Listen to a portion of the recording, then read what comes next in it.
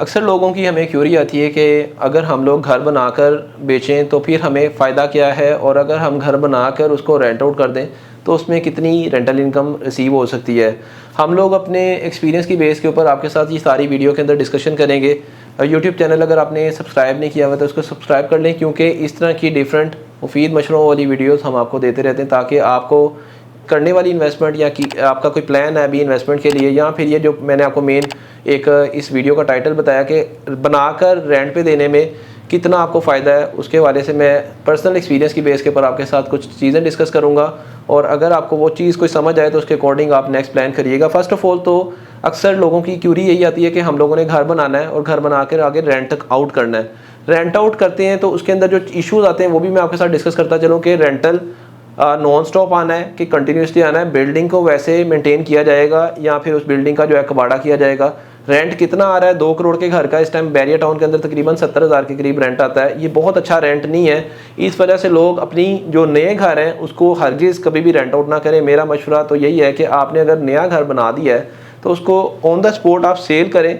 और आगे अगर आप इस बिज़नेस को एक्सपेंड करते हैं तो कंस्ट्रक्शन का काम सबसे बेहतरीन है। वो इस वजह से कि एक प्लॉट ख़रीदते हैं, उसके ऊपर एक कंस्ट्रक्शन कॉस्ट ऐड करते हैं। मार्केट के अंदर जिस रेट के ऊपर ट्रेडिंग हो रही होती है उसमें आपको एक अच्छी अमाउंट सेव हो सकती है, जो कि अगर आप कैलकुलेट करें पूरे साल के रेंटल के ऊपर, और अगर एक साइट आपको 6 महीने से 8 महीने में कंप्लीट करके अच्छा प्रॉफिट दी जाती है। बट इसमें होता यह है कि आपको किसी ना किसी बैकएंड के ऊपर रिलायबल पर्सन की चॉइस करनी होती है। रिलायबल पर्सन आपको कैसे मिलेगा? या तो आप खुद उस काम को सर पे खड़े होकर कराएं, या फिर किसी अच्छे कंसल्टेंट की चॉइस करें जिसका मार्केट के अंदर अच्छा नाम है, जो आपको डिफरेंट साइट्स विजिट करवा सकता है, जिसमें आपको तसल्ली हो। देन जाके आप चॉइस करें कि हाँ ये वाला काम करना चाहिए। इस टाइम अक्सर लोगों की कॉल आ रही है और वो ये कह रहे हैं कि हम लोग पैसिव इनकम की तरफ जाना चाहते हैं। पैसिव इनकम क्या है? आप घर बैठे हुए आपको पैसे आ रहे हैं।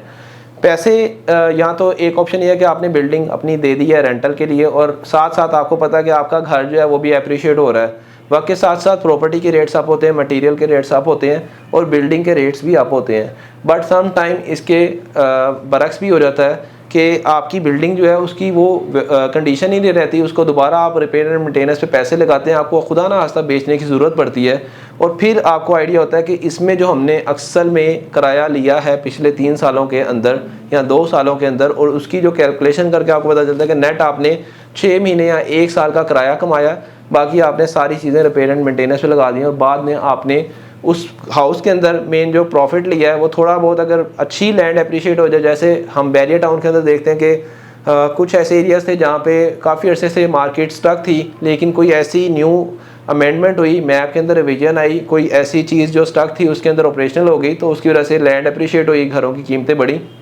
हुआ ऐसा कि बैरियर टाउन के अंदर सेक्टर ई के अंदर फ्यूल पंप का ओपन हो जाना, इम्तियाज़ स्टोर का ओपन हो जाना, सेक्टर एफ के अंदर विंटरलैंड का ओपन हो जाना, एक सिनेमा का ओपन हो जाना, ये सारी तमाम तर पॉजिटिव साइंस थे जिसकी बेस के ऊपर हम लोग अपने क्लाइंट्स को सजेस्ट कर रहे थे कि इस टाइम इस जगह पे बाइंग कर लें। चाहे वो घर हो, घर वालों ने भी अच्छा प्रॉफिट ले लिया है, क्योंकि गजनवी ब्लॉक की बात करूं तो 2.5 करोड़ में जो 10 मरले का घर बिका है आज वो तकरीबन 3.5 पौने 4 करोड़ का बिकता है। मतलब 1.25 करोड़ बहुत अच्छा रीजनेबल प्रॉफिट है।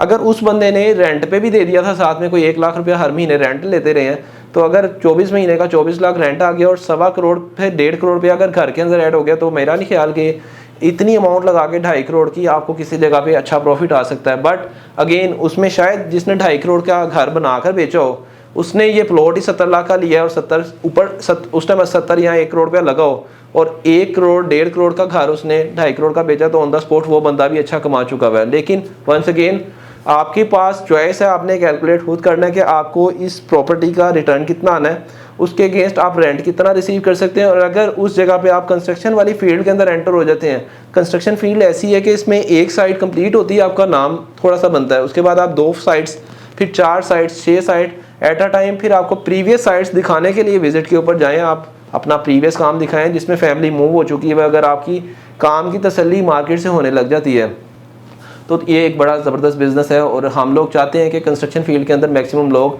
अंगेज हो। बहुत सारे ओवरसीज़ क्लाइंट हैं जो कि अपने पैसे को किसी न किसी ऐसी इन्वेस्टमेंट में डेड कर चुके हैं जहाँ पे शायद उनको अच्छे रिटर्न्स नहीं आ रहे, लेकिन आप लोग किसी ऐसी कंसल्टेंसी फर्म को चूज़ करें जहाँ पे आपको एटलीस्ट वो वाली इन्वेस्टमेंट को डिस्पोज ऑफ करके किसी अच्छी जगह यूटिलाइज़ करें। कंस्ट्रक्शन वाले फेज़ के अंदर हम लोग अपनी डिफरेंट साइट्स को स्टार्ट कर चुके हैं और उसमें हम लोग टाइम टू टाइम अपने क्लाइंट्स को अपडेट कर रहे होते हैं कि ये फाउंडेशन स्टार्ट हुई है, यहाँ पे फर्स्ट लेंटर हो गया, सेकंड लेंटर हो गया, फिनिशिंग के ऊपर काम आ गया और वक्त के साथ साथ वो साइट कंप्लीट हो जाती है। फिर मार्केट का रेट है। घरों के अंदर होता ये है कि वहाँ पे आप लोगों से कोई ब्लाइंड आपको नहीं कर सकता, क्योंकि वहाँ पे जो ट्रांजैक्शन हो रही होती है, एक है कि आपको उसी गली के अंदर पता है कि हम 2.5 करोड़ के ऊपर घर की ट्रांजैक्शन देख रहे हैं, तो वहाँ पे हो नहीं सकता कि आपको कोई कहे कि ये 2.25 करोड़ का घर है। ब्रांड न्यू घर की अगर 2.5 करोड़ की ट्रांजैक्शन हो रही है तो आपका घर भी 240 से 250 का बिकना चाहिए। आपकी कॉस्टिंग 2 करोड़ आई है, एक साइट को कंप्लीट करने में 40 लाख का प्रॉफिट है, वो लें और नेक्स्ट साइट की तरफ शिफ्ट हो जाए। एट अ टाइम अगर आप लोग बजट रखते हैं तो बेशक 3-4 साइट्स भी आप ऐड कर सकते हैं। मज़ीद इस तरह की हम लोग वीडियोस लेके आते रहेंगे आपके साथ। इंशाल्लाह एक नई अपडेटेड वीडियो में दोबारा मुलाकात होगी। Thank you so much. अल्लाह हाफ़िज़।